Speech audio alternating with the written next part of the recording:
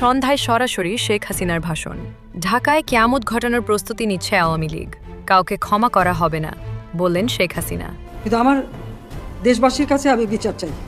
কি অপরাধটা কি করেছি যে এইভাবে, যেখানে আমি মানুষের ভাগ্য পরিবর্তনের কাজ করে যাচ্ছি, মানুষের জীবন মান উন্নয়ন করেছি, যে এইভাবে যে নির্যাতন অত্যাচার তারা করে যাচ্ছে, এর প্রতিকার একদিন হবে এবং এর প্রতিকার হবে, আমি এইটুকু আশ্বাস দিতে চাই। আর প্রত্যেকটা এলাকায় আমরা যে উন্নয়নের কাজ করেছি, সেই উন্নয়নের চিত্রগুলি তুলে ধরতে হবে, লিফলেট করে করে প্রত্যেক ঘরে ঘরে পৌঁছে দিতে হবে। আর যারা নির্যাতিত নিপীড়িত তাদেরও নাম ঠিকানা সব কিছু রেখে এটা সারা বিশ্বের কাছে এটা জানাতে হবে যে কি বিভৎসভাবে এরা অত্যাচার নির্যাতন করেছে। আসসালামু আলাইকুম দর্শক, নতুন একটি নিউজ ভিডিওতে আপনাদের সকলকে স্বাগতম। প্রিয় দর্শক, আজকে সন্ধ্যার পরেই কিন্তু দীর্ঘ 21 মাস পরে ভাষণ দিলেন শেখ হাসিনা। সেখানে তিনি স্পষ্টভাবে বলেছেন ঢাকায় এবার কিয়ামত ঘটানো হবে। যেখানে তিনি বলেছেন যারা আজকে আমাদেরকে ইট মেরেছে তাদেরকে অবশ্যই পাটকেল খেতে হবে, এবং আওয়ামী লীগের সমস্ত নেতাকর্মীর উদ্দেশ্যে বলেন যে যারা যারা আজকে তাদের জ্বালাতন করছে, তাদের ঘর বাড়িতে মব সৃষ্টি করছে, সবার নাম যেন লিস্ট করে নেওয়া হয়, এবং আমাদের নেত্রী সেই তাদের দিয়েই জয় বাংলা স্লোগান বের করবে বলেন আশ্বাস দেন। তাহলে কি হতে যাচ্ছে দর্শক, জানতে হলে পুরো ভিডিওটি দেখতে থাকুন। আর হ্যাঁ, এখনো যারা আমাদের চ্যানেলটি সাবস্ক্রাইব করেননি তাদের সবাইকে বলবো আমাদের চ্যানেলটি সাবস্ক্রাইব করে পাশে থাকা বেল আইকনটি অন করে দিবেন। আর যারা ইতিমধ্যে সাবস্ক্রাইব করেছেন তাদেরকে অসংখ্য ধন্যবাদ। তো প্রিয় দর্শক, চলুন মূল ভাষণটা দেখে আসি। কাজে প্রত্যেকটা নেতাকর্মী যাদের হাতে নির্যাতিত তাদের নাম ঠিকানাটা স্মরণ রাখতে হবে। যারা লুটপাট করেছে, লুটপাট করে সম্পদগুলি নিল কোথায় সেটারও খোঁজ নিতে হবে, এবং যে ধ্বংসযজ্ঞ তারা চালিয়েছে তাদেরও তো সম্পদ আছে। যার ঘর বাড়ি ভেঙেছে, যে ভেঙেছে সে যারা ভাঙন করলো, সে ভাঙনকারীদের কি ঘর বাড়ি নাই? অন্যের গায়ে ঢিলটা দিলে পাটকেলটা যে খেতে হয় এটা তাদের মনে রাখা উচিত। দিন একভাবে যায় না। আওয়ামী লীগ 2008 নির্বাচনে জয়লাভ করে 2024 পর্যন্ত ক্ষমতায়। বাংলাদেশের মানুষের উন্নয়ন ছাড়া আর কি করেছি আমরা? দারিদ্র্যের হার কমিয়ে মানুষের জীবনের নিরাপত্তা দিয়ে জঙ্গি দমন করেছি। জানি না সেই জঙ্গি দমন করাটাকে আমার অপরাধ হয়ে গেল? গুম খুন এসব কথা যে বলে, কাকে গুম খুন করেছি? আর যারা গুম হয়ে ফিরে এসেছে তারা তো বেশ নাদুস নুদুস হয়েই ফিরে এসেছে। কেউ ভারতের থেকে স্পেশাল পারমিশন নিয়ে চলে গেল, যে বলো সে গুম ছিল। আর কেউ 8 বছর একখানা গামছায় চোখ মুছতে মুছতে মুছতে মুছতে মুছতে মুছতে গামছা কেটে নতুন, তার ভাঁজটাও নষ্ট হয়নি, এই অবস্থা করলো। তো এগুলি কি বিষয়টা কি? এগুলিকে বলতে সত্যতা কতটুকু? আমার এটাই কথা যে এইভাবে যে নির্যাতন অত্যাচার তারা করে যাচ্ছে, এর প্রতিকার একদিন হবে এবং এর প্রতিকার হবে, আমি এইটুকু আশ্বাস দিতে চাই। আর প্রত্যেকটা এলাকায় আমরা যে উন্নয়নের কাজ করেছি, সেই উন্নয়নের চিত্রগুলি তুলে ধরতে হবে, লিফলেট করে করে প্রত্যেক ঘরে ঘরে পৌঁছে দিতে হবে।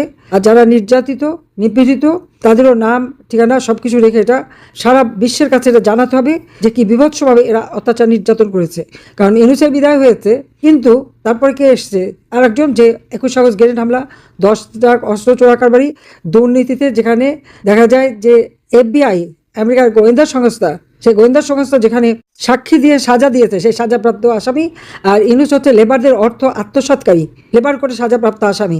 আজকে সে আসামিরাই একে একে ক্ষমতায়। তো বাংলাদেশে ভাগ্যের আকাশে কালো মেঘ ছাড়া আর দুর্যোগ ছাড়া আর কি থাকবে আপনারা বলতে পারেন?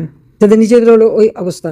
সারা বাংলাদেশটাকে একটা শ্মশানে পরিণত করেছে। মানুষ মেরে মেরে নদীতে ভাসিয়ে দিয়েছে, আগুন দিয়ে পুড়িয়ে পুড়িয়ে মেরেছে, ইন্ডাস্ট্রিগুলি একে একে ধ্বংস করেছে। লক্ষ লক্ষ শ্রমিক বেকার, তারা কি করবে? কোথায় যাবে? কি করে খাবে? কৃষক সার পায় না, কৃষক ন্যায্য মূল্য পায় না। আবার কৃষি কার্ড দেয়, নতুন লুঙ্গি, নতুন গেঞ্জি, নতুন গামছা, গাড়িওয়ালার মালিক তার হাতে কৃষি কার্ড দেয়। আমি 2,62,62,62,000 কৃষককে কৃষি উপকরণ কার্ড দিয়েছি। কৃষককে আমি কৃষি উপকরণ কার্ড দিয়েছি। 1 কোটি পরিবারকে পারিবারিক কার্ড দিয়েছি, যেখান থেকে চাল, ডাল, তেল, চিনি স্বল্প মূল্যে তারা কিনতে পারে, বিনা পয়সা 40 কেজি করে চাল যারা কাজ করে তাদের দিয়েছি। বয়স্ক ভাতা, বিধবা ভাতা, প্রতিবন্ধী ভাতা, মুক্তিযোদ্ধা, দুস্থ মুক্তিযোদ্ধা ভাতা থেকে শুরু করে কিনা করেছি, বিনা পয়সা দিয়েছি। যারা একেবারে কর্মক্ষম, যারা কাজ করতে পারে, 10 টাকা বা 15 টাকা কেজিতে চাল যাতে পায় সে ব্যবস্থা করেছি। OMS চালু করেছি, কষ্ট পেতে দেয়নি। খাদ্যে আমরা স্বয়ংসম্পূর্ণতা অর্জন করেছি। বাংলাদেশ কিন্তু সেরেস পুরস্কার পেয়েছে খাদ্য উৎপাদনে। আজকে সেই বাংলাদেশকে ভিক্ষুকের জাতিতে পরিণত করেছে। একে একে 5-5টা আমাদের সার কারখানা বন্ধ, বিদ্যুৎ বন্ধ। রূপপুর পারমাণবিক বিদ্যুৎ কেন্দ্র নিয়ে অনেক আলোচনা, অনেক সমালোচনা, কত কিছু, কত টাকা মেরেছি ইত্যাদি ইত্যাদি, কাউকে ছাড়েনি। কিন্তু প্রমাণ করতে পেরেছে?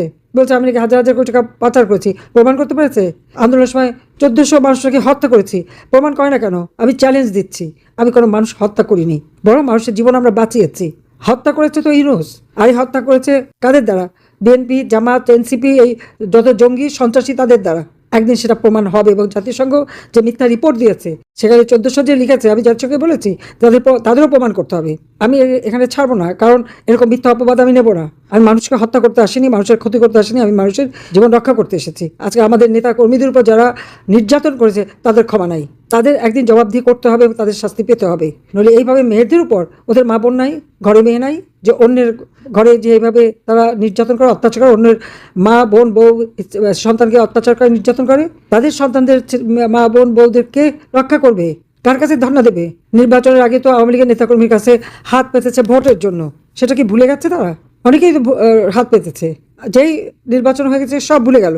কাজে এই অবস্থার মধ্য দিয়ে আজকে যে কষ্ট করার পরেও জয় বাংলা স্লোগান, বঙ্গবন্ধুর নাম, ইতিহাস যারা ধরে রেখেছেন সবসময় তাদের কথা মনে থাকবে এবং দিন আসবে, এটা আমি বিশ্বাস করি। কারণ আমাকে তো বহুবার হত্যা করতে চেষ্টা করেছে।